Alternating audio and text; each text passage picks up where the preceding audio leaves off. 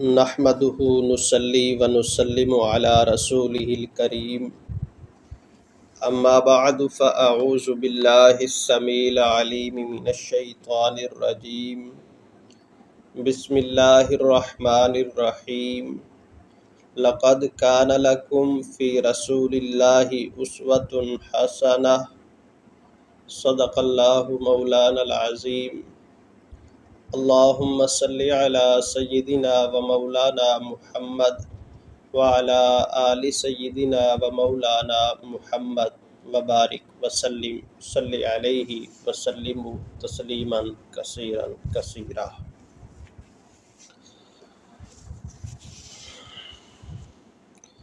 گزشتہ دروس میں بھی حضور صلی اللہ علیہ وسلم کی حیات طیبہ کے بارے میں گفتگو کی ہے۔ ہمارا یہ سلسلہ حجر اسود کی تنصیب تک پہنچ چکا ہے۔ آج اسی سلسلے کو مزید تھوڑا آگے بڑھائیں گے۔ اللہ رب العالمین ہمیں اپنی مدد و نصرت کے ساتھ اس کام کو پایہ تکمیل تک پہنچانے کی توفیق عطا فرمائیں۔ حضور اکرم صلی اللہ علیہ وسلم کی عمر مبارک جب 40 سال کے قریب ہوئی تو آپ صلی اللہ علیہ وسلم تنہائی کو پسند فرمانے لگے۔ مکہ مکرمہ سے 3 میل کے فاصلے پر ایک پہاڑ ہے جس کا نام جبل نور ہے۔ اس پہاڑ کی چوٹی پر ایک غار ہے جو غار حرا کے نام سے مشہور ہے۔ نبی کریم صلی اللہ علیہ وسلم کھانے پینے کی کچھ چیزوں کے ساتھ اس غار میں تشریف لے جاتے۔ کئی دنوں تک آپ صلی اللہ علیہ وسلم وہاں قیام فرماتے اور اس دوران ہر وقت غور و فکر اور اللہ کی عبادت کے اندر مشغول رہتے۔ پھر جب کھانے پینے کی چیزیں ختم ہو جاتیں تو آپ صلی اللہ علیہ وسلم واپس تشریف لے آتے اور توشہ لے کر پھر غار حرا کے اندر تشریف لے جاتے۔ جب حضور صلی اللہ علیہ وسلم کی عمر مبارک 40 سال کی ہوئی تو ربیع الاول کے مہینے سے آپ صلی اللہ علیہ وسلم نے سچے خواب دیکھنے شروع فرما دیے۔ یعنی خواب کے اندر جو چیز آپ دیکھتے تھے صبح کے وقت وہ پوری ہو جاتی تھی۔ یہ سلسلہ 6 ماہ تک جاری رہا۔ 6 ماہ کے بعد رمضان المبارک کے مہینے میں آپ صلی اللہ علیہ وسلم پر پہلی وحی نازل ہوئی۔ آپ صلی اللہ علیہ وسلم غار حرا میں عبادت میں مشغول تھے کہ اچانک حضرت جبرائیل علیہ السلام حضور صلی اللہ علیہ وسلم کے پاس ایک ریشمی رومال لے کر آئے جس پر سورہ علق کی ابتدائی 5 آیتیں لکھی ہوئی تھیں۔ اقرأ بسم ربک الذی خلق خلق الانسان من علق اقرأ وربک الاکرم الذی علم بالقلم علم الانسان ما لم یعلم۔ حضرت جبرائیل علیہ السلام نے آپ صلی اللہ علیہ وسلم کو وہ رومال دکھایا اور کہا کہ اس کو پڑھیے۔ حضور اکرم صلی اللہ علیہ وسلم نے فرمایا ما انا بقاری، میں پڑھ نہیں سکتا۔ یہ جواب سن کر حضرت جبرائیل علیہ السلام نے حضور اکرم صلی اللہ علیہ وسلم کو اپنے سینے سے لگایا اور پوری قوت کے ساتھ آپ کو دبایا اور کہا پڑھیے۔ اس بار بھی آپ صلی اللہ علیہ وسلم نے وہی جواب دیا۔ تیسری بار حضرت جبرائیل علیہ السلام نے پھر پوری قوت کے ساتھ آپ کو دبایا اور وہی آیات پڑھ کر سنائیں۔ پھر آپ صلی اللہ علیہ وسلم کو پڑھنے کے لیے کہا۔ اس بار آپ صلی اللہ علیہ وسلم نے ان آیات کو پڑھ دیا اور اس کے بعد حضرت جبرائیل علیہ السلام آپ صلی اللہ علیہ وسلم کی نظروں سے اوجھل ہو گئے۔ وحی الہی کے نزول کے بعد آپ صلی اللہ علیہ وسلم پر خوف طاری ہو گیا اور آپ حضرت خدیجہ کے پاس تشریف لے گئے اور ان سے کہا، اے خدیجہ مجھے کمبل اڑھاؤ، مجھے کمبل اڑھاؤ، مجھے اپنی جان کے ہلاک ہونے کا اندیشہ ہے۔ حضرت خدیجہ نے آپ صلی اللہ علیہ وسلم کے بدن پر کمبل ڈال دیا۔ اس کے بعد آپ صلی اللہ علیہ وسلم نے حضرت خدیجہ کو پورا کا پورا واقعہ سنایا۔ حضرت خدیجہ رضی اللہ تعالی عنہا نے حضور صلی اللہ علیہ وسلم کو تسلی دیتے ہوئے فرمایا کہ ہرگز نہیں، اللہ آپ کو رسوا نہیں کر سکتے، یعنی کہ آپ ہلاک نہیں ہو سکتے، کیونکہ آپ تو رشتوں کو جوڑتے ہیں، مہمان نوازی کرتے ہیں، لوگوں کا بوجھ اٹھاتے ہیں، فقیروں کو کما کر دیتے ہیں، لوگوں کی مصیبت کے اندر ان کی مدد فرماتے ہیں۔ اس کے بعد حضرت خدیجہ رضی اللہ تعالی عنہا اپنے چچا زاد بھائی ورقہ بن نوفل کے پاس گئیں اور ان کو پورا کا پورا واقعہ سنایا۔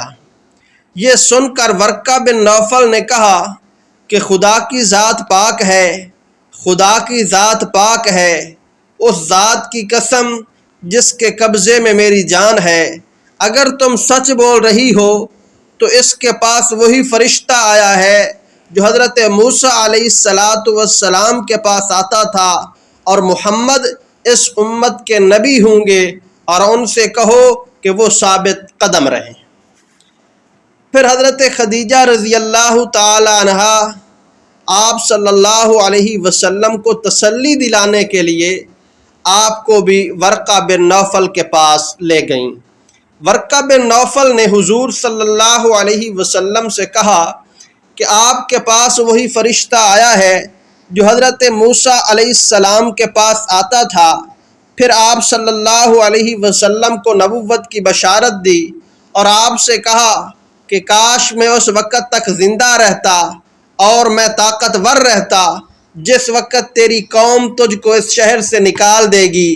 یہ سن کر حضور صلی اللہ علیہ وسلم کو تعجب ہوا تو ورقہ بن نوفل نے کہا کہ جس شخص کو بھی نبوت کی دولت سے نوازا گیا ہے اس کے ساتھ ایسا ہی واقعہ پیش آیا ہے۔ پہلی وحی کے نازل ہونے کے بعد صحیح قول کے مطابق 3 سال تک نزول وحی کا سلسلہ بند رہا۔ ان دنوں میں آپ صلی اللہ علیہ وسلم وحی کے لیے اس قدر بے چین ہو جاتے تھے کہ بسا اوقات آپ صلی اللہ علیہ وسلم پہاڑ کی چوٹی پر اس نیت سے چڑھ جاتے کہ وہاں سے اپنے آپ کو نیچے گرا کر ہلاک کر لیں، لیکن اسی وقت حضرت جبرائیل آتے اور آپ کو نبوت کی بشارت اور تسلی دے کر چلے جاتے۔ جب 3 سال کی مدت گزر گئی تو پھر سے وحی کا سلسلہ شروع ہوا، جس کا آغاز اس طرح ہوا کہ آپ صلی اللہ علیہ وسلم مکہ مکرمہ میں کسی جگہ تشریف لے جا رہے تھے کہ اچانک آپ صلی اللہ علیہ وسلم نے کسی کی آواز سنی جو آپ کو پکار رہا تھا۔ آپ صلی اللہ علیہ وسلم نے ہر طرف نگاہ دوڑائی لیکن آپ کو کوئی بھی شخص نظر نہیں آیا۔ پھر آپ صلی اللہ علیہ وسلم نے آسمان کی طرف نگاہ اٹھائی تو دیکھا کہ حضرت جبرائیل آسمان و زمین کے درمیان فضا کے اندر ایک کرسی پر بیٹھے ہوئے ہیں اور انہوں نے ہی مجھے پکارا ہے۔ یہ منظر دیکھ کر حضور صلی اللہ علیہ وسلم پر رعب اور ہیبت کی کیفیت طاری ہو گئی۔ حضور صلی اللہ علیہ وسلم اسی وقت گھر تشریف لے گئے اور حضرت خدیجہ سے کہا کہ مجھے چادر اڑھاؤ، مجھے چادر اڑھاؤ۔ چنانچہ حضرت خدیجہ نے آپ صلی اللہ علیہ وسلم کو چادر اڑھا دی۔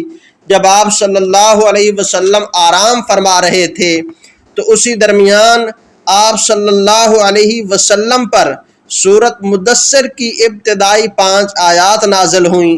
یا ایھا المدثر قم فانذر وربک فکبر وثیابک فطہر والرجز فہجر۔ یہ آیات حضور صلی اللہ علیہ وسلم پر دوسری مرتبہ نازل ہوئی۔ بعثت کے پہلے مرحلے میں سچے خواب دیکھے اور بعثت کے دوسرے مرحلے یعنی وحی الہی کے نزول کے وقت، جس وقت آپ صلی اللہ علیہ وسلم پر وحی نازل ہوئی، اس وقت آپ صلی اللہ علیہ وسلم کی عمر مبارک کتنی تھی، مہینہ کون سا تھا، تاریخ کیا تھی، ان چیزوں کے اندر مؤرخین کا اختلاف ہے۔ عمر کے سلسلے میں 40 سال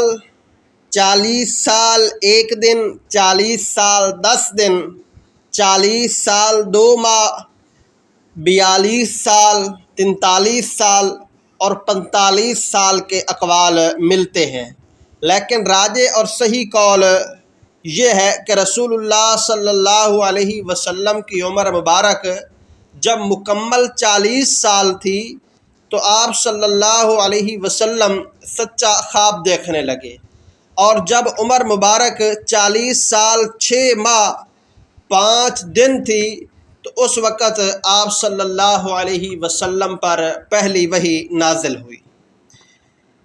مہینے کے سلسلے میں رمضان المبارک، ربیع الاول، رجب اور کئی طرح کے اقوال ملتے ہیں، لیکن صحیح قول یہ ہے کہ ربیع الاول کے مہینے سے سچے خواب کی ابتدا ہوئی اور رمضان المبارک کے مہینے میں پہلی وحی نازل ہوئی۔ تاریخ کے سلسلے میں 17 رمضان، 1 ربیع الاول، 8 ربیع الاول، 17 رجب، 7 رمضان، اسی طرح 14 رمضان، 24 رمضان کے اقوال ملتے ہیں، لیکن صحیح قول یہی ہے کہ 12 ربیع الاول سے سچے خواب کی ابتدا ہوئی اور 17 رمضان المبارک کو حضور اکرم صلی اللہ علیہ وسلم پر پہلی وحی نازل ہوئی۔